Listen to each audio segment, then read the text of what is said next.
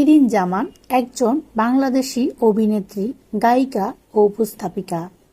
১৯৯৯ সালে পরিচালক সোহানুর রহমান সোহান পরিচালিত অনন্ত ভালোবাসা চলচ্চিত্রের মাধ্যমে রূপালী পর্দায় আসেন।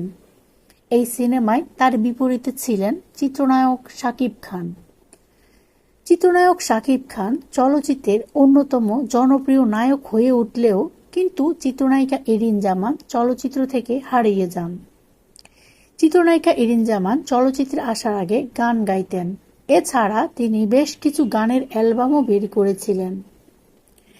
চিত্রনায়িকা ইরিন জামান ১৯৭৯ সালের ২৩ আগস্ট খুলনা জেলায় জন্মগ্রহণ করেন।